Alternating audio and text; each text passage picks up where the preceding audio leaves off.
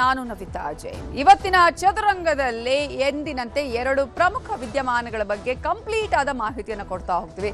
ಒಂದ್ ಕಡೆ ಡಿ.ಕೆ. ಶಿವಕುಮಾರ್ ಅವರು ಸಿಎಂ ಆಗಿ ಪದಗ್ರಹಣ ಮಾಡೋದಕ್ಕೆ ಪಟ್ಟಾಭಿಷೇಕಕ್ಕೆ ತಯಾರಿಗಳು ನಡೀತಾ ಇದ್ರೆ, ಮತ್ತೊಂದು ಕಡೆ ಅವರ ಜೊತೆಗೆ ಯಾರ್ಯಾರು ಶಾಸಕರುಗಳು ಸಚಿವರಾಗಿ ಪ್ರಮಾಣ ವಚನ ಸ್ವೀಕರಿಸ್ತಾರೆ ಅನ್ನುವ ಕುತೂಹಲ. ಆದ್ರೆ ಚರ್ಚೆ ಇನ್ನೂ ಕೂಡ ಕಂಟಿನ್ಯೂ ಆಗ್ತಾನೆ ಇದೆ. ಯಾರು ಸಂಪುಟಕ್ಕೆ ಸೇರ್ತಾರೆ, ಯಾರಿಗೆ ಅವಕಾಶ ಇಲ್ಲ, ದೊಡ್ಡ ಮಟ್ಟದಲ್ಲೇ ಹೈಕಮಾಂಡ್ ಲೆವೆಲ್ ಅಲ್ಲಿ ಚರ್ಚೆಗಳು ಆಗ್ತಾ ಇದೆ. ಹಾಗಾದ್ರೆ ಪಟ್ಟಾಭಿಷೇಕಕ್ಕೆ ಯಾವ ರೀತಿಯಾದಂತಹ ಸಿದ್ಧತೆಗಳು ನಡೀತಾ ಇದೆ, ಸಂಪುಟದ ವಿಚಾರಕ್ಕೆ ಸಂಬಂಧಪಟ್ಟಾಗ ಏನೆಲ್ಲ ಡೆವಲಪ್ಮೆಂಟ್ಸ್ ಆಗ್ತಾ ಇದೆ, ಕಂಪ್ಲೀಟ್ ಆದ ಮಾಹಿತಿಯನ್ನ ನೋಡೋದಕ್ಕಿಂತ ಮುಂಚೆ ಚದುರಂಗದ ಹೆಡ್ಲೈನ್ಸ್. ಡಿಕೆಶಿ ಸಂಪುಟ ರಚನೆಗೆ ದೆಹಲಿಯಲ್ಲಿ ಹೈ ವೋಲ್ಟೇಜ್ ಮೀಟಿಂಗ್. ಕೇವಲ 6 ಹೆಸರಿಗಷ್ಟೇ ಸೀಮಿತವಾದ ಸಭೆ. ಸಂಜೆ ಮತ್ತೊಂದು ಸುತ್ತಿನ ಮಾತುಕತೆ. ಹೈಕಮಾಂಡ್ನಿಂದ ವಯಸ್ಸಿನ ಆಧಾರದ ಸೂತ್ರ, ಯುವಕರು ಹಿರಿಯರಿಗೆ ಬ್ಯಾಲೆನ್ಸ್ ಮಾಡಲು ಪ್ಲಾನ್. ಸಂಪುಟಕ್ಕೆ ಹೊಸ ಸೂತ್ರ ನೀಡಿದ ಲೀಡರ್ಸ್. ನಾಳೆ ಲೋಕಭವನದಲ್ಲಿ ಡಿಕೆಶಿ ಪ್ರಮಾಣ ವಚನ. ಪೂರ್ವಾಭಿಮುಖವಾಗಿ ನಿಂತು ಪದಗ್ರಹಣ. ವಿಧಾನಸೌಧ ಲೋಕಭವನದ ಸುತ್ತಲೂ ಭದ್ರತೆ. ಜಾತಿ ಸಮುದಾಯ ಹಿರಿಯ ಪ್ಲಸ್ ಕಿರಿಯ ಮಿಶ್ರಣ. ಡಿಕೆಶಿ ಸಂಪುಟ ರಚನೆಗೆ ಹೈಕಮಾಂಡ್ ಸೂತ್ರ. ಯಾರಿಗೆ ಲಕ್, ಯಾರಿಗೆ ಬಿಗ್ ಶಾಕ್? ಇದುವೇ ಚದುರಂಗದ ಮೊದಲ ಸ್ಟೋರಿ. ಡಿಕೆ ಸಂಪುಟಕ್ಕೆ ಯಾರು?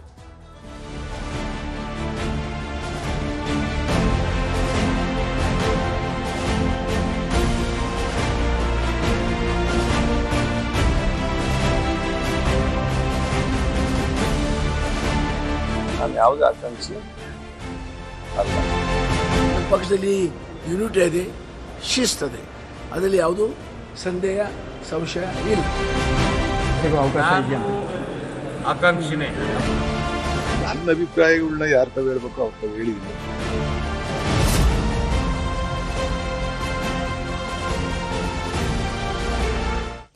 ಡಿ.ಕೆ. ಶಿವಕುಮಾರ್ ಅವರ ಪಟ್ಟಾಭಿಷೇಕಕ್ಕೆ ಭರ್ಜರಿ ತಯಾರಿ ನಡೀತಾ ಇದೆ. ನಾಳೆ 4:05 ಸರಿಯಾಗಿ ಪದಗ್ರಹಣ ಆಗುತ್ತೆ. ಆದ್ರೆ ಇವರ ಜೊತೆಗೆ ಯಾರ್ಯಾರು ಸಂಪುಟಕ್ಕೆ ಸೇರ್ಪಡೆ ಆಗ್ತಾರೆ, ಪ್ರಮಾಣ ವಚನವನ್ನ ಸ್ವೀಕರಿಸ್ತಾರೆ? ಹಿರಿಯರಿರ್ತಾರ ಶಾಸಕರು, ಕಿರಿಯ ಶಾಸಕರಿಗೂ ಕೂಡ ಆದ್ಯತೆಯನ್ನ ಕೊಡ್ಲಾಗತ್ತಾ? ಇಷ್ಟೆಲ್ಲ ಹಗ್ಗ ಜಗ್ಗಾಟ ಆಗ್ತಾ ಇದ್ರು ಕೂಡ ಇನ್ನೂ ಕೂಡ ಫೈನಲೈಸ್ ಆಗಿಲ್ಲ ಪಟ್ಟಿ. ನಿನ್ನೆಯಿಂದಲೂ ಕೂಡ ಈ ಒಂದು ಪಟ್ಟಿಗಾಗಿ ತಡಕಾಡ್ತಾ ಇದ್ದಾರೆ. ಏನ್ ಮಾಡಬೇಕು, ಯಾವ ರೀತಿಯಾಗಿ ಸಮುದಾಯವಾರು, ಜಾತಿವಾರು, ಜೊತೆಗೆ ಒಂದಷ್ಟು ಆದ್ಯತೆಗಳಿಗೆ ಸಂಬಂಧಪಟ್ಟ ಹಾಗೆ. ಹಾಗಾದ್ರೆ ಈ ಒಂದು ಪಟ್ಟಿಯನ್ನ ಮಾಡೋದಕ್ಕೆ ಇಷ್ಟು ಕಗ್ಗಂಟು ಯಾಕೆ ಆಗ್ತಾ ಇದೆ? ಹೈಕಮಾಂಡ್ ಯಾವ ರೀತಿಯ ಆದ್ಯತೆಗಳನ್ನ ನೀಡ್ತಾ ಇದೆ? ಜೊತೆಗೆ ಸಿದ್ದರಾಮಯ್ಯ ಅವರ ಪಟ್ಟಿ ಆಗಿರ್ಬೋದು, ಡಿ.ಕೆ. ಶಿವಕುಮಾರ್ ಅವರ ಪಟ್ಟಿ ಆಗಿರ್ಬೋದು, ಇದರಲ್ಲಿ ಯಾರ್ಯಾರಿಗೆ ಚಾನ್ಸಸ್ ಸಿಗುತ್ತೆ? ಕುತೂಹಲಕ್ಕೆ ಕಾರಣ ಆಗಿದೆ. ಇನ್ನೂ ಕೂಡ ಪಟ್ಟಿ ರಿಲೀಸ್ ಆಗಿಲ್ಲ. ಆದ್ರೆ 6 ಶಾಸಕರು ಸಂಪುಟಕ್ಕೆ ಸೇರೋದು ಕನ್ಫರ್ಮ್ ಆಗಿದೆ. ದಿಲ್ಲಿಯಲ್ಲಿ ರೆಡಿ ಆಗ್ತಾ ಇದೆ ಡಿ.ಕೆ. ಶಿವಕುಮಾರ್ ಅವರ ಸಂಪುಟ. 6 ಮಂದಿ ಫೈನಲ್ ಆಗಿದೆ. ಯಾರ್ಯಾರು ಸಂಪುಟಕ್ಕೆ ನಾಳೆ ಸೇರ್ಪಡೆ ಆಗ್ತಾರೆ? ಈಗಾಗಲೇ ಹೈಕಮಾಂಡ್ ಹೇಳಿದ ಹಾಗೆ 8ರಿಂದ 10 ಮಂದಿ ಶಾಸಕರು ಪ್ರಮಾಣ ವಚನವನ್ನ ಸ್ವೀಕರಿಸ್ತಾರೆ ಅಂತ ಹೇಳಿ. ಆದ್ರೆ ಯಾರು ಅನ್ನೋದು ಬೇಕಲ್ಲ, ಅದುವೇ ಈಗ ಕಗ್ಗಂಟಾಗಿ ಇರುವಂತದ್ದು. 6 ಮಂದಿ ಈಗಾಗಲೇ ಹಿರಿಯ ಶಾಸಕರು ಪ್ರಮಾಣ ವಚನವನ್ನ ಸ್ವೀಕರಿಸ್ತಾರೆ. ಉಳಿದವರಿಗಾಗಿ ಶೋಧ ಆಗ್ತಾ ಇದೆ. ದಿಲ್ಲಿ ಲಿಸ್ಟ್ ಬಂದ್ಮೇಲಷ್ಟೇ ಇವರೇ ಪ್ರಮಾಣ ವಚನವನ್ನ ನಾಳೆ ಸ್ವೀಕರಿಸು ಅಂತ ಹೇಳೋದಕ್ಕೆ ಸಾಧ್ಯ ಆಗೋದು. ಎಲ್ಲವೂ ಕೂಡ ಫೈನಲ್ ಆಗೋದು ದಿಲ್ಲಿಯ ಲಿಸ್ಟ್ ಬಂದ ಮೇಲೆ. ದೆಹಲಿಯ ಮಲ್ಲಿಕಾರ್ಜುನ ಖರ್ಗೆ ಅವರ ಮನೆಯಲ್ಲಿ ಮಹತ್ವದ ಸಭೆ ಕೂಡ ನಡೀತಾ ಇದೆ. ನಿನ್ನೆಯಿಂದಲೂ ಕೂಡ ಈ ವಿಚಾರಕ್ಕೆ ಸಂಬಂಧಪಟ್ಟ ಹಾಗೇನೆ ಮೀಟಿಂಗ್ಗಳ ಮೇಲೆ ಮೀಟಿಂಗ್ ಆಗ್ತಾ ಇರುವಂತದ್ದು. ಡಿ.ಕೆ. ಸಂಪುಟ ಸೇರುವ ಶಾಸಕರ ಲಿಸ್ಟ್ ಫೈನಲ್ ಆಗುತ್ತೆ. ಯಾರಿಗೆಲ್ಲ ಅನ್ನೋದೇ ಈಗ ಇರುವಂತಹ ಸಸ್ಪೆನ್ಸ್. ಯಾರಿಗೆ ಶುಭ ಸುದ್ದಿ ಸಿಗುತ್ತೆ, ಸಿಹಿ ಸುದ್ದಿ ಕಾದಿದೆ ಅನ್ನೋದು ಇನ್ನೂ ಕೂಡ ಕನ್ಫರ್ಮ್ ಆಗಿಲ್ಲ. ಸಿಎಂ ಜೊತೆಗೆ ನಾಳೆ 10 ಮಂದಿ ಪ್ರಮಾಣ ವಚನವನ್ನ ಸ್ವೀಕರಿಸ್ತಾರೆ. ನ್ಯೂಸ್ 18ಗೆ ದೆಹಲಿ ಕಾಂಗ್ರೆಸ್ ಮೂಲಗಳು ಮಾಹಿತಿಯನ್ನ ಕೊಟ್ಟಿದ್ದು. ಆದ್ರೆ ಯಾವಾಗ ಲಿಸ್ಟ್ ಫೈನಲ್ ಆಗಬಹುದು, ನಿನ್ನೆನೆ ಅಂತ ಹೇಳಲಾಗಿತ್ತು. ಆದ್ರೆ ಇಲ್ಲಿವರೆಗೂ ಕೂಡ ಆಗಿಲ್ಲ. ಹಾಗಾಗಿ ಬಹುತೇಕ ಸಂಜೆಯ ಒಳಗೆ ಅಂತಿಮ ಪಟ್ಟಿ ಫೈನಲ್ ಆಗುವಂತಹ ಸಾಧ್ಯತೆಗಳು ಕೂಡ ಇದೆ. ಆದ್ರೆ ಇಲ್ಲಿ ಸಾಕಷ್ಟು ರೀತಿಯಾದಂತಹ ಒಂದು ಇಕ್ಕಟ್ಟಿದೆ. ಈಗ ಹೈಕಮಾಂಡ್ಗೆ ಕಗ್ಗಂಟು ಕೂಡ ಇದೆ. ಹಾಗಾಗಿ ಮೊದಲ ಹಂತದಲ್ಲಿ 2 ಹಂತ ಅಂತ ಆಲ್ರೆಡಿ ಹೇಳಿದ್ದಾರೆ. ಮೊದಲ ಹಂತದಲ್ಲಿ 10 ಮಂದಿ ಶಾಸಕರು ಸಚಿವರಾಗಿ ಪ್ರಮಾಣ ವಚನವನ್ನ ಸ್ವೀಕರಿಸ್ತಾರೆ. ಆ 10 ಮಂದಿ ಯಾರು? ಆದ್ರೆ ಈಗ 6 ಮಂದಿ ಶಾಸಕರು ಫೈನಲ್ ಆಗಿದೆ ಸಂಪುಟಕ್ಕೆ ಸೇರ್ಪಡೆಯಾಗೋದಕ್ಕೆ.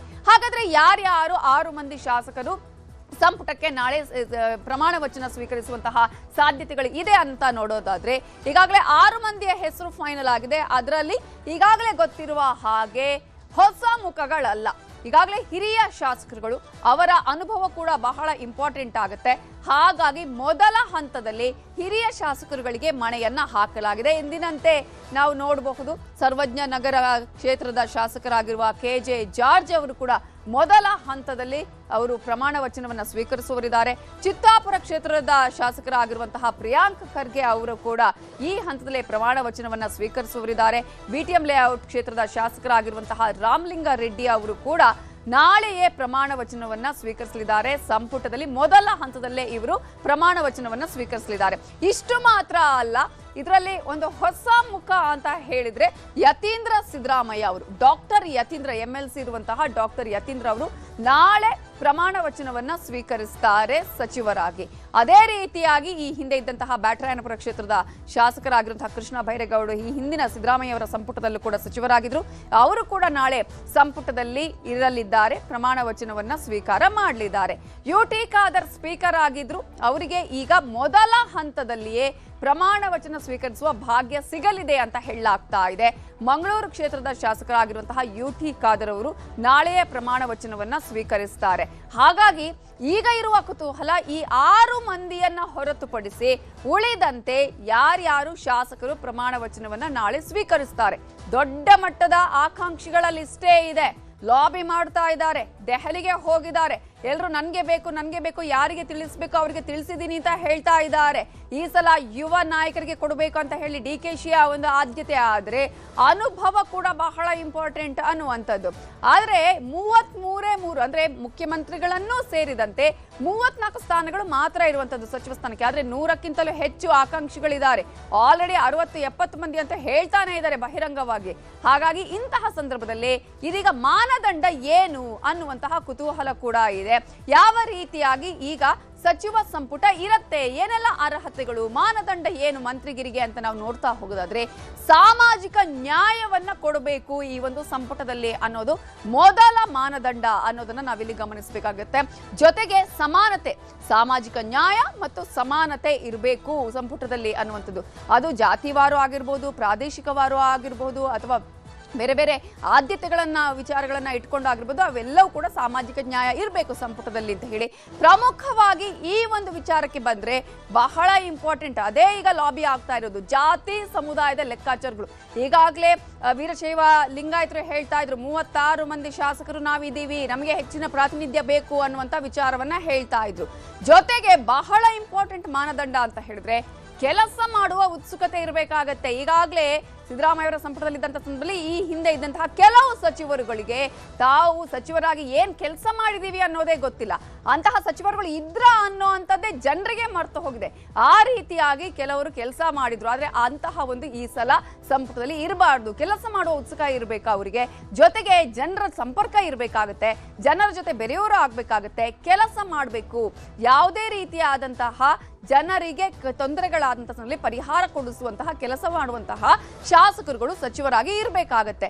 ಜೊತೆಗೆ ಇನ್ನೊಂದು ಮುಖ್ಯ ಮಾನದಂಡ ಅಂತ ಹೇಳಿದ್ರೆ ಪಕ್ಷ ನಿಷ್ಠೆ ಮತ್ತು ಪಕ್ಷ ಸಂಘಟನೆ ಬಹಳ ಇಂಪಾರ್ಟೆಂಟ್ ಕಾಂಗ್ರೆಸ್ನಲ್ಲಿ ಈಗಿನ ಸಂದರ್ಭದಲ್ಲಿ ಅನ್ನೋದನ್ನ ನಾವಿಲ್ಲಿ ಗಮನಿಸಬೇಕಾಗುತ್ತೆ. ಕಾರಣ ಪಕ್ಷ ನಿಷ್ಠೆ ಮತ್ತು ಪಕ್ಷ ಸಂಘಟನೆ ಇದ್ರೆ ಮುಂದಿನ ಸಲ ಕೂಡ ಅವರು ಗೆಲುವನ್ನ ಸಾಧಿಸೋದಕ್ಕೆ ಸಾಧ್ಯ ಆಗತ್ತೆ. ಅದರಲ್ಲೂ ಪ್ರಮುಖವಾಗಿ ಈಗಾಗಲೇ 2028ರ ಲೆಕ್ಕಾಚಾರವನ್ನ ಹಾಕಿಕೊಂಡೇ ಈಗ ಈ ಒಂದು ಸಂಪುಟ ಕೂಡ ರಚನೆ ಆಗ್ತಾ ಇರುವಂತದ್ದು. ಹಾಗಾಗಿ ಪ್ರತಿಪಕ್ಷಗಳನ್ನ ಎದುರಿಸುವಂತಹ ಸಾಮರ್ಥ್ಯ ಇರಬೇಕಾಗತ್ತೆ.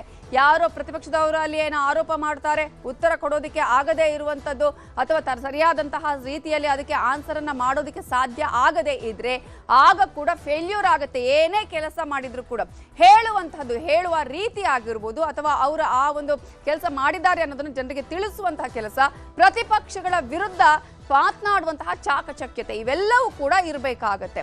ಆದ್ರೆ ಈಗ ಇಷ್ಟೆಲ್ಲ ಅಳೆದು ತೂಗಿ ಮಾಡಿದ್ರು ಕೂಡ ಹೈಕಮಾಂಡ್ ತನ್ನದೇ ಆದಂತಹ ಸೂತ್ರವನ್ನ ಸಿದ್ಧಪಡಿಸಿದೆ. ಹೈಕಮಾಂಡ್ ತನ್ನದೇ ಆದಂತಹ ಫಾರ್ಮುಲಾವನ್ನ ರೆಡಿ ಮಾಡಿಟ್ಕೊಂಡಿದೆ. ಹಾಗಾದ್ರೆ ಹೈಕಮಾಂಡ್ ಫಾರ್ಮುಲಾ ಏನು ಅಂತ ನಾವು ನೋಡೋದಾದ್ರೆ, ಇಲ್ಲ ಅನುಭವನೂ ಕೂಡ ಬೇಕಾಗತ್ತೆ, ಜೊತೆಗೆ ಚುರುಕುತನ ಕೂಡ ಬೇಕಾಗತ್ತೆ. ಹಿರಿಯ ಕಿರಿಯ ಶಾಸಕರ ಮಿಶ್ರಣ ಇರಬೇಕು ಈ ಸಲದ ಸಚಿವ ಸಂಪುಟ ಅನ್ನೋದನ್ನ ಇಲ್ಲಿ ಈಗಾಗಲೇ ಹೈಕಮಾಂಡ್ ಹೇಳ್ತಾ ಇರುವಂತದ್ದು. 50 ರಿಂದ 70 ವರ್ಷದವರಿಗೆ 20 ಸ್ಥಾನವನ್ನ ಕೊಡುವಂತಹ ಸಾಧ್ಯತೆಗಳು ಕೂಡ ಇದೆ. ಕಾರಣ ಈಗಾಗಲೇ ಅನುಭವ ಕೂಡ ಬೇಕಾಗುತ್ತೆ. ಇಲ್ಲಿ ಕೇವಲ ಯುವಕರ ಪಡೆನ ಕಟ್ಕೊಂಡ್ರೆ ಅನುಭವ ಇಲ್ಲದಿದ್ರೆ ಅದು ಬೇರೆ ರೀತಿಯಾದಂತಹ ಸಮಸ್ಯೆಗಳಿಗೆ ಕಾರಣ ಆಗಬಹುದು. ಇನ್ನು 45 ವರ್ಷದ ಒಳಗಿನವರಿಗೆ 10 ಸ್ಥಾನ ಸಿಗುವಂತಹ ಸಾಧ್ಯತೆಗಳು ಕೂಡ ಇರೋದನ್ನ ನಾವಿಲ್ಲಿ ಗಮನಿಸಬಹುದು. ಒಟ್ಟಾರೆಯಾಗಿ ಮುಖ್ಯಮಂತ್ರಿಗಳು ಸೇರಿದಂತೆ 34 ಸ್ಥಾನಗಳು ಇರುವಂತದ್ದು, ಅಂದ್ರೆ ಸಚಿವ ಸ್ಥಾನಗಳು. ಈ ಹಿನ್ನೆಲೆಯಲ್ಲಿ ವರ್ಷದ ಆಧಾರದ ಮೇಲೆ ವಯಸ್ಸಿನ ಅನುಗುಣವಾಗಿ ಜೊತೆಗೆ ಕಿರಿಯರು ಹಿರಿಯರು ಈ ಎರಡರ ಮಿಶ್ರಣ ಇದ್ದಾಗ ಒಂದು ಒಳ್ಳೆಯ ಸಚಿವ ಸಂಪುಟ ಆಗತ್ತೆ ಅನ್ನುವಂಥದ್ದು. ಇನ್ನು ಹೈಕಮಾಂಡ್ ಫಾರ್ಮುಲಾದಲ್ಲಿ ಆಕಾಂಕ್ಷಿಗಳಲ್ಲಿ ಸಾಕಷ್ಟು ರೀತಿಯಾದಂತಹ ಆತಂಕ ಇದೆ. ಕೆಲವರಿಗೆ ಕೋಕು ಕೊಡುವಂತಹ ಸಾಧ್ಯತೆಗಳು ಕೂಡ ಇದೆ. ಯಾಕಂದ್ರೆ ಕೆಲವು ಹೈಕಮಾಂಡ್ನ ಮಾನದಂಡಗಳು ಏನಿದೆ ಅದಕ್ಕೆ ಸೂಟ ಆಗಲ್ಲ ಅನ್ನುವಂತಹ ಕಾರಣಕ್ಕಾಗಿ ಆಗ್ಲೇ ಹೇಳ್ತಾ ಇದ್ನಲ್ಲ, ಆಕಾಂಕ್ಷಿಗಳ ಲಿಸ್ಟ್ ಬಹಳ ಜೋರಾಗಿದೆ. 60 ರಿಂದ 70 ಮಂದಿ ಶಾಸಕರು ಅಂತೂ ಕೊಡ್ಲೇಬೇಕು ಅನ್ನುವಂತಹ ರೀತಿಯಾದಂತಹ ಪ್ರಯತ್ನವನ್ನ ಮಾಡ್ತಿದ್ದಾರೆ. ಎರಡೆರಡು ಬಾರಿ ಹೈಕಮಾಂಡ್ ಮೀಟ್ ಮಾಡಿರುವಂತದ್ದು, ಅಲ್ಲಿಗೆ ಹೈಕಮಾಂಡ್ ಕಡೆಗೆ ಹೋಗಿರುವಂತದ್ದು, ಪರೇಡ್ ಮಾಡಿದ್ದನ್ನು ಕೂಡ ನಾವು ಗಮನಿಸಿದ್ವಿ. ಇಂತಹ ಸಂದರ್ಭದಲ್ಲಿ ದೊಡ್ಡ ಮಟ್ಟದ ಚಾಲೆಂಜ್ ಇದೆ. ಆದ್ರೆ ಆಕಾಂಕ್ಷಿಗಳು ನಮಗೆ ಕೊಡ್ಲೇಬೇಕು, ನಮಗೆ ಸಿಗ್ಬೇಕು ಅನ್ನುವಂತಹ ಒಂದು ಆಕಾಂಕ್ಷೆಯನ್ನು ಇಟ್ಕೊಂಡಿದ್ದಾರೆ. ಆಕಾಂಕ್ಷಿತರ ಏನ್ ಹೇಳಿದ್ದಾರೆ ನೋಡೋಣ. ಆಕಾಂಕ್ಷಿ ಅಲ್ಲ, ಹೇಗೆ ಕೊಡಬೇಕು, ಯಾರಿಗೆ ಕೊಡಬೇಕು, ಸರ್ಕಾರಕ್ಕೆ ಮತ್ತು ಪಕ್ಷಕ್ಕೆ ಅದರದಾದ ಒಂದು ಕೆಲವು ಸರ್ವೆ ರಿಪೋರ್ಟ್ ಇರ್ತದೆ, ಇಂಟೆಲಿಜೆನ್ಸ್ ಇರ್ತದೆ, ಮತ್ತು ಎಲ್ಲ ಪ್ರಾದೇಶಿಕವಾಗಿಯೂ ಇಂತೆಲ್ಲ ನೋಡಿಕೊಂಡೇ ಪಕ್ಷ ಯೋಜನೆ ಹಾಕಿ ತೀರ್ಮಾನ ಮಾಡ್ತಾರೆ. ಅದಕ್ಕೆ ಬದ್ಧರಾಗುವ ಜವಾಬ್ದಾರಿ ನಮ್ದು. ಕಳೆದ ಸಲ 2023 ನನ್ನ ಮಂತ್ರಿ ಸ್ಥಾನದಲ್ಲಿ ಲಿಸ್ಟ್ ಅಂತ ಇತ್ತು. ಸಡನ್ ಆಗಿ ನನಗೆ ಸಭಾಧ್ಯಕ್ಷ ಸ್ಥಾನದ ಅವಕಾಶ ಮಾಡಿ ಕೊಟ್ಟರು. ನಾವು ಯಾವುದೇ ಒಂದು ಚರ್ಚೆ ಇಲ್ಲದೆ ತಗೊಳ್ಳೋ ಕೆಲಸ ನಾವು ಮಾಡಿದ್ದೇವೆ. ನಮ್ಗೆ ಪೋಸ್ಟ್ ಇಸ್ ನಾಟ್ ಇಂಪಾರ್ಟೆಂಟ್, ನಮ್ಗೆ ವರ್ಕ್ ಇಸ್ ಇಂಪಾರ್ಟೆಂಟ್. ಪೋಸ್ಟ್ ನಮ್ಮನ್ನು ದೊಡ್ಡ ಜನ ಮಾಡೋದಿಲ್ಲ, ನಮ್ಮ ವರ್ಕ್ ಮಾತ್ರ ಮತ್ತು ಪ್ರಾಮಾಣಿಕತೆ ಕೆಲಸ ಮಾತ್ರ ನಮ್ಮ ದೊಡ್ಡ ಜನರಾಗಿ ಮಾಡ್ತಾರೆ. ನೋಡಿ, ಸಚಿವ ಆಕಾಂಕ್ಷಿ ಬಹಳ ಜನ ಇದ್ರೆ ಒಳ್ಳೆಯದು. ಆದರೆ ಅಲ್ಟಿಮೇಟ್ಲಿ ಕನ್ಸಲ್ಟೇಷನ್ ಪ್ರೊಸೆಸ್ನಿಂದ ಹೈಕಮಾಂಡ್ ಒಂದು ಅಭಿಪ್ರಾಯಕ್ಕೆ ಬರ್ತಾರೆ, ಎಷ್ಟು ಜನ ಮಂತ್ರಿ ಆಗಬೇಕು, ಯಾರು ಆಗಬೇಕು, ಅದಕ್ಕೆ ಎಲ್ಲರೂ ಒಪ್ಕೊಳ್ತಾರೆ. ನಮ್ಮ ಪಕ್ಷದಲ್ಲಿ ಯೂನಿಟಿ ಇದೆ, ಶಿಸ್ತದೆ, ಅದರಲ್ಲಿ ಯಾವುದೂ ಸಂದೇಹ ಸಂಶಯ ಇಲ್ಲ. ನನಗೆ ಯಾವ ಫೋನ್ ಬಂದಿಲ್ಲ. ನನ್ನ ಇಚ್ಛೆ ಇದ್ರೆ ನಿಮ್ಮ ಇಚ್ಛೆ ಇದ್ರೆ ನಡೆಯೋದಿಲ್ಲ. ಅಲ್ಲಿ ಅಲ್ಟಿಮೇಟ್ಲಿ ಹೈಕಮಾಂಡ್ ಡಿಸ್ಕಸ್ ಮಾಡುವಾಗ ಅಲ್ಲೆಲ್ಲ ಒಂದು ಟೇಬಲ್ ಇರ್ತದಲ್ಲ, ಅಲ್ಲೆಲ್ಲ ಸೂಟ್ ಆಗಬೇಕಲ್ಲ. ಆಕಾಂಕ್ಷಿನೇ. ನಮ್ಮ ತಂದೆಯವರು ನಿಧನ ಆದಮೇಲೆ ಅವತ್ತು ರಾತ್ರಿನೂ ಸಹ ಚರ್ಚೆ ಆಯಿತು. ನನ್ನ ಪರವಾಗಿ 10-15 ಜನ MLAಗಳು ಬಂದು ಸತೀಶ್ ಜಾರಕಿಹೊಳಿ ಅವ್ರ ಹತ್ರ ಮನವಿ ಮಾಡಿದ್ರು, ನಮ್ಮ ಯುವಕರ ಕೋಟದಲ್ಲಿ ವೆಂಕಟೇಶ್ ಅವ್ರು ಕೊಡಬೇಕು ಅಂತೇಳಿ 15 ಜನ ಶಾಸಕರು ಪ್ರಸ್ತಾಪ ಮಾಡಿದ್ರು. ಈಗಲೂ ನನಗೆ ಯುವಕರ ಕೋಟದಲ್ಲಿ ನಾನು ಆಕಾಂಕ್ಷಿನೇ. ನಾನು ಇವತ್ತು ಹೋಗಿ ಮೊನ್ನೆ DK ಶಿವಕುಮಾರ್ ಸಾಹೇಬ್ರನ್ನ, ಸಿದ್ದರಾಮಯ್ಯ ಸಾಹೇಬ್ರನ್ನ, ಸುರ್ಜೇವಾಲ ಅವ್ರನ್ನೆಲ್ಲ ನಾನು ಮನವಿ ಮಾಡ್ತೀನಿ. ನೋಡೋಣ, ಆ ದೇವ್ರದ್ದೇ ಕೊಟ್ಟರೆ ಮಾಡ್ತೀನಿ, ಕೊಟ್ಟಿಲ್ಲ ಅಂದರೂ ಪಕ್ಷದಲ್ಲಿ ನಿಷ್ಠಾವಂತವಾಗಿ ಕೆಲಸ ಮಾಡ್ಕೊಂಡು ಬರ್ತೀನಿ. ನನಗೇನು ಯಾರು ಭರವಸೆ ಕೊಟ್ಟಿಲ್ಲ, ನನಗಿಲ್ಲ, ಯಾರು ಫೋನ್ ಮಾಡಿಲ್ಲ, ಯಾರು ಭರವಸೆನೂ ಕೊಟ್ಟಿಲ್ಲ. ನಾನು ಸಚಿವ ಆಗಲೇಬೇಕು ಅಂದಿದ್ರೆ ಇಲ್ಲಿರಿನ, ಡೆಲ್ಲಿಲಿ ಇರೀನಿ, ಇಲ್ಲ ಬೆಂಗಳೂರಾಗನ ಇರೀನಿ. ನಾನು ನಿಮ್ಗೆ ಫ್ರೀಯಾಗಿ ಸಿಗೋದ್ರಿಂದ ನೀವು ದಿನ ಬಂದು ಕೇಳ್ತೀರ, ದಿನ ಅದೇ ಹೇಳ್ತಾ ಇದ್ದೀರ ಅಷ್ಟೇ. ಬದಲಾವಣೆ ಏನೂ ಇಲ್ಲ. ನನಗೆ ಅದು ಏನು ಗೊತ್ತಿಲ್ಲ, ಲಾಬಿ ಮಾಡೋದು ಹೆಂಗೆ ಏನು ಎತ್ತ ಅಂತ ಗೊತ್ತಿಲ್ಲ. ನನ್ನ ಅಭಿಪ್ರಾಯಗಳನ್ನ ಯಾರು ತಾವು ಹೇಳ್ಬೇಕು ಅವ್ರು ತಾವು ಹೇಳಿದೀನಿ, ಅದು ಅವ್ರಿಗೆ ಸೇರಿದ್ದು.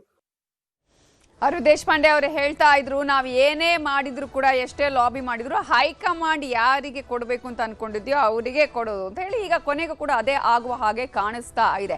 ಆದ್ರೆ ಮತ್ತೊಂದು ಕಡೆ ಸಚಿವ ಸಂಪುಟಕ್ಕೆ ಯಾವ ರೀತಿಯಾಗಿ ಲಾಬಿ ಮಾಡ್ತಾ ಇದ್ರು, ಮತ್ತೊಂದು ಕಡೆ KPCC ಅಧ್ಯಕ್ಷ ಗಾದಿಯ ಹುದ್ದೆ ಮೇಲೆ ಕೂಡ ಅನೇಕ ಆಕಾಂಕ್ಷಿಗಳು ಕಣ್ಣಿಟ್ಟಿದ್ದಾರೆ. ಆದ್ರೆ ಈಗ ಅಧ್ಯಕ್ಷ ಯಾರು ಅನ್ನುವಂತಹ ಪ್ರಶ್ನೆ, DK ಶಿವಕುಮಾರ್ ಅವರಿಂದ ತೆರವಾಗುವಂತಹ KPCC ಅಧ್ಯಕ್ಷ ಸ್ಥಾನಕ್ಕೆ ಯಾರಾಗ್ತಾರೆ ಸಾರಥಿ ಅನ್ನುವಂತಹ ಪ್ರಶ್ನೆ ಕೂಡ ಇದೆ. ಸಂಪುಟ ರಚನೆಯ ಜೊತೆಗೆ ಸಾರಥಿಗೂ ಕೂಡ ಹುಡುಕಾಟವನ್ನ ಮಾಡ್ತಾ ಇದೆ ಕಾಂಗ್ರೆಸ್ ಹೈಕಮಾಂಡ್. ಯಾರನ್ನ ಮಾಡಿದ್ರೆ ಒಳ್ಳೇದು, ಯಾಕಂದ್ರೆ ಇನ್ನು 2 ವರ್ಷ ಇರುವಂತದ್ದು ಚುನಾವಣೆಗೆ.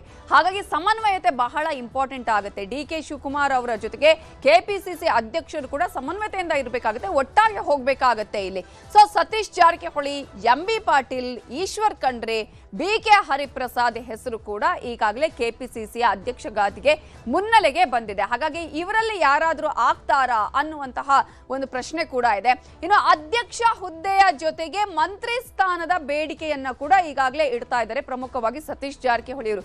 DK ಶಿವಕುಮಾರ್ಗೆ ಅಷ್ಟು ಸ್ಥಾನವನ್ನ ನೀವು ಕೊಟ್ಟರಲ್ಲ, ಮಂತ್ರಿಗಿರಿಯ ಜೊತೆಗೆ DCM ಜೊತೆಗೆ ಕೆಪಿಸಿಸಿ ಅಧ್ಯಕ್ಷ ಸ್ಥಾನ ಎಲ್ಲ ಕೊಟ್ಟಿದ್ದೀರಿ, ನಮ್ಗೆ ಯಾಕೆ ಕೊಡಲ್ಲ ಅನ್ನುವಂತ ಪ್ರಶ್ನೆಯನ್ನ ಅವ್ರು ಕೇಳ್ತಾ ಇದ್ದಾರೆ.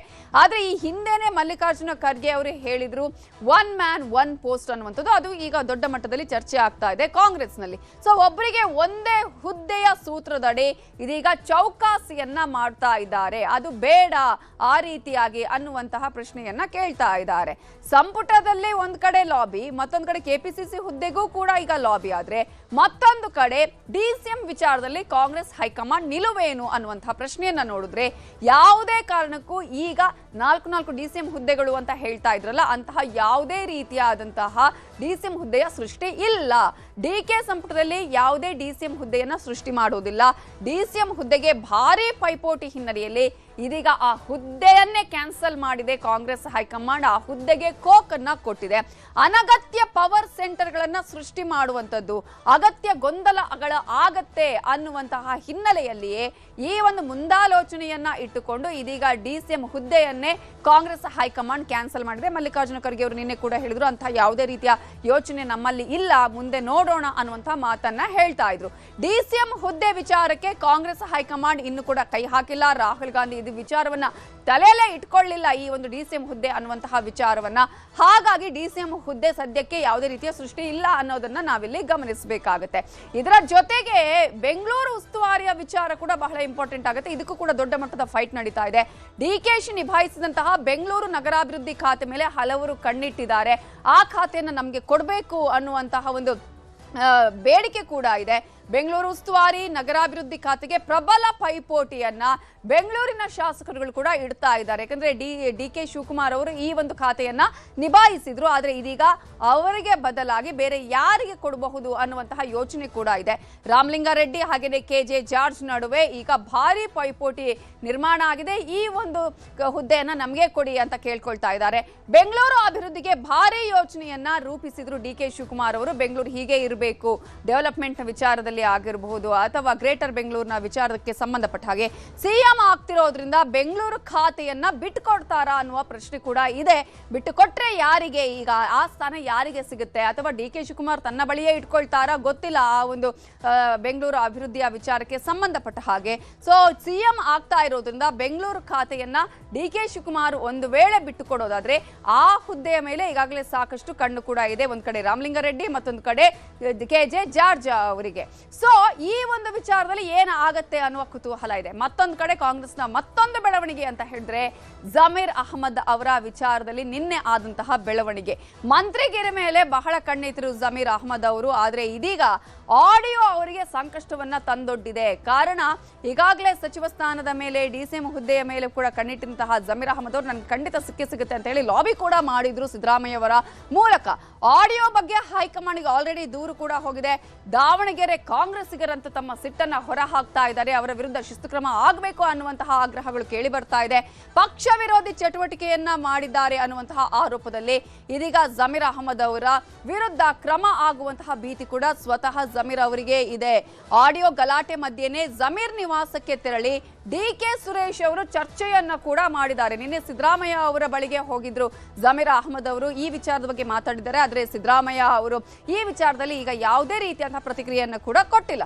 ಸೊ ವೈರಲ್ ಆದ ಆಡಿಯೋ ನನ್ನದಲ್ಲ, ಅದು AI ನಿರ್ಮಿತ ಅಂತ ಜಮೀರ್ ಅಹಮದ್ ಅವರು ಹೇಳ್ತಾ ಇದ್ದಾರೆ. ಆದ್ರೆ ಕಾಂಗ್ರೆಸ್ಸಿಗರಲ್ಲೇ ಈ ವಿಚಾರದಲ್ಲಿ ದೊಡ್ಡ ಮಟ್ಟದ ಆಕ್ರೋಶ ಇದೆ. ನಿನ್ನೆ ಸಮರ್ಥ ಮಲ್ಲಿಕಾರ್ಜುನ್ ಮಾತನಾಡಿದ್ದನ್ನ ಕೂಡ ನಾವು ಕೇಳಿದ್ವಿ. ಸೊ ಏನಾಗುತ್ತೆ ಈ ವಿಚಾರದಲ್ಲಿ? ಜಮೀರ್ ಅಹಮದ್ ಅವರಿಗೆ ಈಗ ಸಚಿವ ಸ್ಥಾನ ಸಿಗುತ್ತಾ, ಅಥವಾ ಒಂದು ಪ್ರಭಾವಿ ನಾಯಕ, ಪ್ರಬಲ ಸಮುದಾಯದ ನಾಯಕ, ಹಾಗಾಗಿ ಅವರಿಗೆ ಸಚಿವ ಸ್ಥಾನ ಕೊಡಬೇಕು ಅನ್ನುವಂಥ ನಿಟ್ಟಿನಲ್ಲಿ ಶಿಸ್ತು ಕ್ರಮ ಆಗಲ್ವಾ ಅನ್ನುವ ಪ್ರಶ್ನೆ ಕೂಡ ಇದೆ.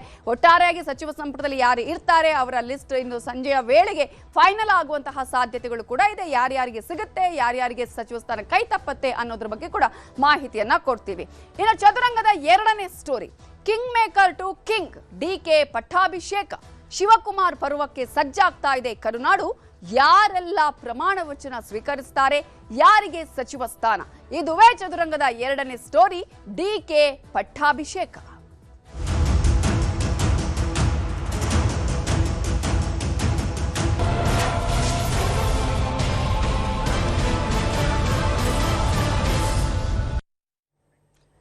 ಡಿಕೆ ಶಿವಕುಮಾರ್ ಅವರ ಪಟ್ಟಾಭಿಷೇಕಕ್ಕೆ ಸರ್ವ ಸಿದ್ಧತೆಯನ್ನ ಆರಂಭ ಮಾಡಲಾಗಿದೆ. ಸರ್ವ ಸಿದ್ಧತೆಗಳು ನಡೀತಾ ಇದೆ.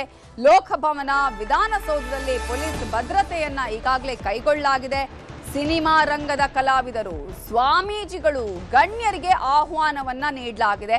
ಡಿಕೆ ಶಿವಕುಮಾರ್ ಅವರು ಸರಳವಾಗಿ ತಾನು ಪದಗ್ರಹಣವನ್ನ ಮಾಡ್ತೀನಿ ಅಂತ ಹೇಳಿದ್ದಾರೆ.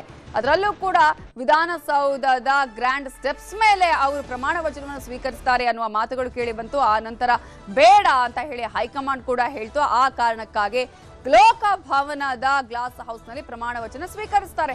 ಹಾಗಂತ ಹೇಳಿ ತುಂಬಾ ಸಿಂಪಲ್ ಆಗಿ ಅವರು ಪ್ರಮಾಣ ವಚನವನ್ನ ಸ್ವೀಕರಿಸ್ತಾರಾ, ಜಾಸ್ತಿ ಜನರಿಗೆ ಅಲ್ಲಿ ಹೋಗೋದಕ್ಕೆ ಅವಕಾಶ ಇಲ್ವಾ ಅಂತ ಕೇಳಿದ್ರೆ ಅದಕ್ಕೂ ಕೂಡ ವ್ಯವಸ್ಥೆಯನ್ನ ಮಾಡ್ಕೊಂಡಿದ್ದಾರೆ ಡಿಕೆ ಶಿವಕುಮಾರ್ ಅವರು. ಬೇರೆ ರೀತಿಯಲ್ಲೇ ವ್ಯವಸ್ಥೆಗಳನ್ನ ಮಾಡಿಕೊಂಡು ಅನೇಕರನ್ನ ಈಗಾಗಲೇ ಆಹ್ವಾನ ಕೊಟ್ಟಿದ್ದಾರೆ. ಹಾಗಾದ್ರೆ ಶಿವಕುಮಾರ್ ಅವರು ನಾಳೆ 4:05 ಸರಿಯಾಗಿ ಪಟ್ಟಾಭಿಷೇಕ ಆಗುವಂತಹ ಸಂದರ್ಭದಲ್ಲಿ ಯಾರ್ಯಾರಿಗೆ ಆಹ್ವಾನ ಹೋಗಿದೆ, ಯಾರ್ಯಾರನ್ನ ಅವರು ಕರೆದಿದ್ದಾರೆ, ಈಗ ಈ ಒಂದು ಸಂದರ್ಭದಲ್ಲಿ ಸಾಕಷ್ಟು ಕುತೂಹಲ ಇದೆ. ಯಾರಿಗೆ ಅವರು ಏನು ಇನ್ವೈಟ್ ಮಾಡಬಹುದು ಅನ್ನುವಂಥದ್ದು. ಶಿವಕುಮಾರ್ ಪಟ್ಟಾಭಿಷೇಕಕ್ಕೆ ಈಗಾಗಲೇ ಲೋಕಭವನದ ಗ್ಲಾಸ್ ಹೌಸ್ ಅಲ್ಲೂ ಕೂಡ ಆಲ್ರೆಡಿ ಈಗಾಗಲೇ ವೇದಿಕೆ ಕೂಡ ರೆಡಿ ಆಗಿರೋದನ್ನ ನಾವಿಲ್ಲಿ ಗಮನಿಸಬಹುದು. ಹಾಗಾದ್ರೆ ಶಿವಕುಮಾರ್ ಪಟ್ಟಾಭಿಷೇಕಕ್ಕೆ ಯಾರನ್ನ ಕರೆದಿದ್ದಾರೆ, ಯಾವ ರೀತಿಯಾಗಿ ತಯಾರಿ ಕೂಡ ನಡೆದಿದೆ ಅನ್ನುವಂತಹ ಡೀಟೇಲ್ಸ್ ಅನ್ನ ನಿಮ್ಗೆ ನಾವು ಕೊಡ್ತಾ ಹೋಗ್ತೀವಿ. ಲೋಕಭವನದ ಗ್ಲಾಸ್ ಹೌಸ್ ನಲ್ಲಿ ವಿಭಿನ್ನವಾದ ವೇದಿಕೆಯನ್ನ ಕೂಡ ಈಗಾಗಲೇ ವ್ಯವಸ್ಥೆ ಮಾಡಲಾಗಿದೆ. ಇಲ್ಲಿ ಪ್ರಮುಖವಾಗಿ ಲೋಕಭವನದಲ್ಲಿ ಈ ಸಲ ಸಿಂಪಲ್ ಆಗಿ ಏನಾದ್ರೂ ಪ್ರಮಾಣ ವಚನ ಸ್ವೀಕರಿಸ್ತಾರ ಅಂತ ನೋಡಿದ್ರೆ ಖಂಡಿತ ಕೂಡ ಅಲ್ಲ. ಅಲ್ಲಿ ಒಂದು ವಿಭಿನ್ನ ವೇದಿಕೆಯನ್ನ ಕೂಡ ಈಗಾಗಲೇ ರೆಡಿ ಮಾಡಲಾಗಿದೆ. ಪೂರ್ವಾಭಿಮುಖವಾಗಿ ನಿಂತು ಪ್ರಮಾಣ ವಚನಕ್ಕೆ ಸಿದ್ಧತೆಯನ್ನ ಮಾಡಿಕೊಳ್ಳಲಾಗಿದೆ. ಯಾಕಂದ್ರೆ ಈ ಸಲ ಒಂದು ರೀತಿಯಾಗಿ ಗೊತ್ತಿದೆ, ದೇವರು ಅಥವಾ ಆಧ್ಯಾತ್ಮ ಅಂತ ಹೇಳಿ ಬಹಳ ನಂಬ್ತಾರೆ ಡಿಕೆ ಶಿವಕುಮಾರ್ ಅವರು.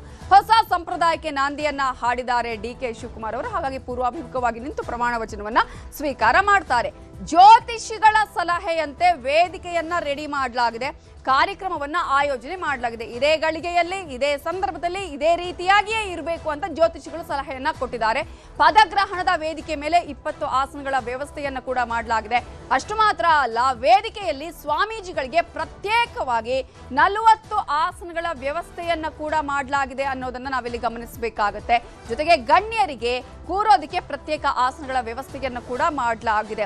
ಎಲ್ಲರನ್ನ ಕೂಡ ಈಗಾಗಲೇ ಕೂಡಿಸಿಕೊಂಡು ಜೊತೆಯಾಗಿಸಿ ಡಿಕೆ ಶಿವಕುಮಾರ್ ಪ್ರಮಾಣ ವಚನವನ್ನು ಸ್ವೀಕರಿಸುತ್ತಾರೆ. ಒಟ್ಟಾರೆಯಾಗಿ 3500 ಜನರಿಗೆ ಆಸನದ ವ್ಯವಸ್ಥೆಯನ್ನ ಮಾಡಲಾಗಿದೆ.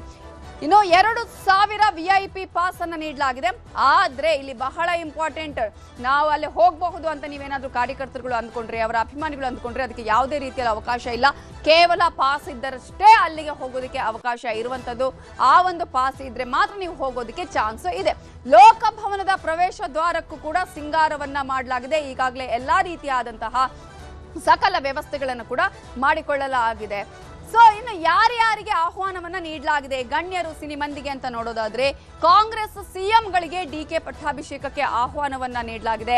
ಅದರಲ್ಲೂ ಕೂಡ ಬೇರೆ ರಾಜ್ಯದ ಸಿಎಂಗಳಿಗೂ ಕೂಡ ಆಹ್ವಾನವನ್ನ ನೀಡಲಾಗಿದ್ದು, ಹಿಮಾಚಲ ಪ್ರದೇಶ ಸಿಎಂ ಸುಖವಿಂದರ್ ಸಿಂಗ್ ಸುಕ್ಕು, ಕೇರಳ ಸಿಎಂ ಆಗಿರುವಂತಹ ವಿ.ಡಿ. ಸತೀಶನ್ ಅವರಿಗೂ ಕೂಡ ಈಗಾಗಲೇ ಆಹ್ವಾನವನ್ನ ನೀಡಲಾಗಿದೆ. ತೆಲಂಗಾಣ ಸಿಎಂ ರೇವಂತ್ ರೆಡ್ಡಿಗೆ ಕರೆ ಮಾಡಿ ಡಿಕೆ ಶಿವಕುಮಾರ್ ಆಹ್ವಾನವನ್ನ ಕೊಟ್ಟಿದ್ದಾರೆ, ಪಟ್ಟಾಭಿಷೇಕಕ್ಕೆ ಬರಬೇಕು ಅಂತ ಹೇಳಿ. ತಮಿಳುನಾಡು ಸಿಎಂ ಜೋಸೆಫ್ ವಿಜಯ್ಗೂ ಕೂಡ ಆಹ್ವಾನವನ್ನ ನೀಡಿದ್ದಾರೆ ಡಿಕೆ ಶಿವಕುಮಾರ್ ಅವರು. ಹಾಗೆಯೇ ಡಾಕ್ಟರ್ ರಾಜ್ಕುಮಾರ್ ಕುಟುಂಬಕ್ಕೂ ಕೂಡ ಡಿಕೆ ಶಿವಕುಮಾರ್ ಆಹ್ವಾನವನ್ನ ನೀಡಿದ್ದಾರೆ.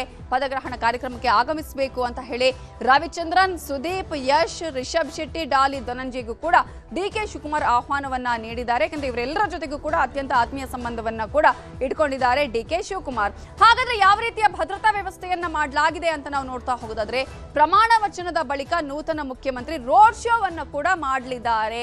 ಇದೇ ಕಾರಣಕ್ಕಾಗಿ ಸರಳ ರೀತಿಯಲ್ಲಿ ಪ್ರಮಾಣ ಪ್ರಮಾಣ ವಚನವನ್ನ ಅಲ್ಲಿ ಸ್ವೀಕರಿಸ್ತಾರೆ. ಆ ನಂತರ ಇರುವಂತದ್ದೇನು, ಲೋಕಭವನದಿಂದ ತೆರೆದ ವಾಹನದಲ್ಲಿ ವಿಧಾನಸೌಧದವರೆಗೂ ಕೂಡ ರೋಡ್ ಶೋವನ್ನ ಮಾಡ್ತಾರೆ ಡಿ.ಕೆ. ಶಿವಕುಮಾರ್ ಅವರು. ಅದಕ್ಕೆ ವಿಧಾನಸೌಧ ಹಾಗೇನೆ ಲೋಕಭವನದಲ್ಲಿ ಎರಡೂ ಕಡೆ ಕೂಡ ಹೆಚ್ಚಿನ ಭದ್ರತೆಯನ್ನು ಒದಗಿಸಲಾಗಿದೆ. ಲೋಕಭವನದಿಂದ ವಿಧಾನಸೌಧದವರೆಗೂ ಕೂಡ ಈಗಾಗಲೇ ಬ್ಯಾರಿಕೇಡ್ಗಳನ್ನ ಹಾಕುವ ವ್ಯವಸ್ಥೆಯನ್ನ ಪೊಲೀಸರು ಮಾಡ್ತಾ ಇದ್ದಾರೆ, ಬಿಗಿ ಭದ್ರತೆಯನ್ನ ಕೈಗೊಳ್ತಾ ಇದ್ದಾರೆ. ಬೆಂಗಳೂರು ಪೊಲೀಸರ ಜೊತೆಗೆ ಹೊರ ಜಿಲ್ಲೆಗಳ ಪೊಲೀಸರನ್ನು ಕೂಡ ಆಲ್ರೆಡಿ ನಿಯೋಜನೆ ಮಾಡಲಾಗಿದೆ ಭದ್ರತೆಗೆ ಅಂತ ಹೇಳಿ.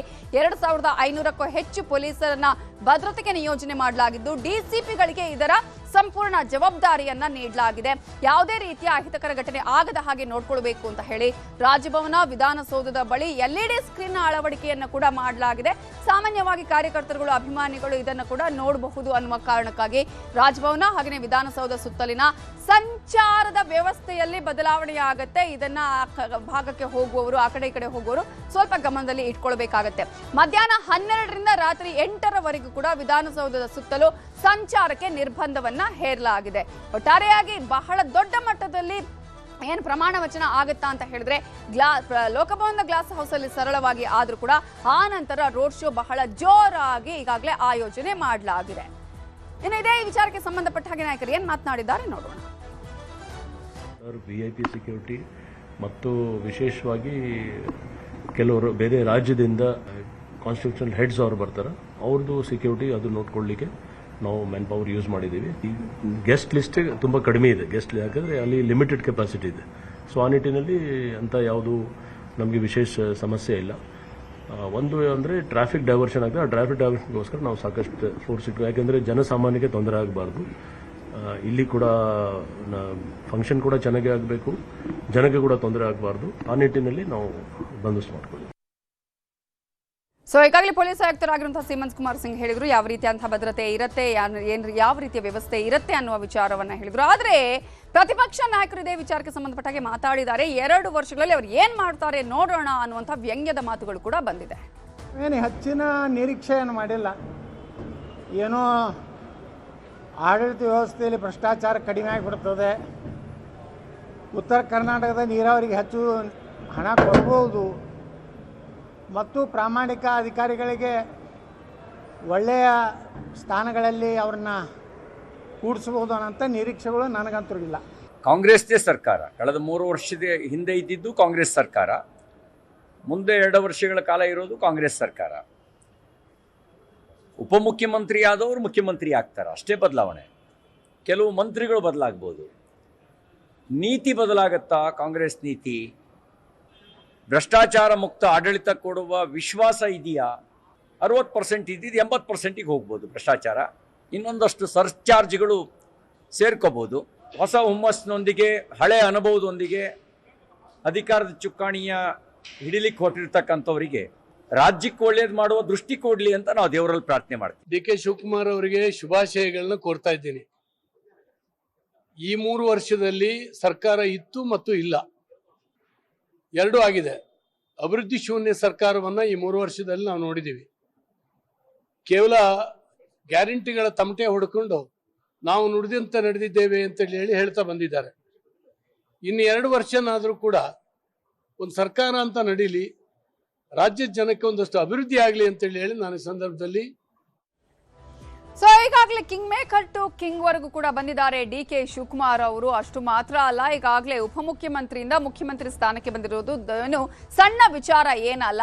ಇಂತಹ ಒಂದು ಸಂದರ್ಭದಲ್ಲಿ ದೊಡ್ಡ ಸಾಧನೆಯನ್ನೇ ಅವರು ಮಾಡದ ಹಾಗೆಯೇ ಮುಂದಿನ ದಿನಗಳಲ್ಲಿ ಯಾವ ರೀತಿಯಾಗಿ ರಾಜ್ಯಕ್ಕೆ ಒಳ್ಳೇದು ಮಾಡ್ತಾರೆ, ಸಿಎಂ ಆಗಿ ಯಾವೆಲ್ಲ ಯೋಜನೆಗಳನ್ನ ತರ್ತಾರೆ, ಬಡವರಿಗೆ, ದೀನ ದಲಿತರಿಗೆ, ಜನಪರ ಕಾರ್ಯಗಳು ಹೇಗಾಗತ್ತೆ ಅನ್ನುವಂತಹ ಕುತೂಹಲ ಇಡೀ ರಾಜ್ಯದ ಜನತೆಯ ಮುಂದೆ ಇದೆ.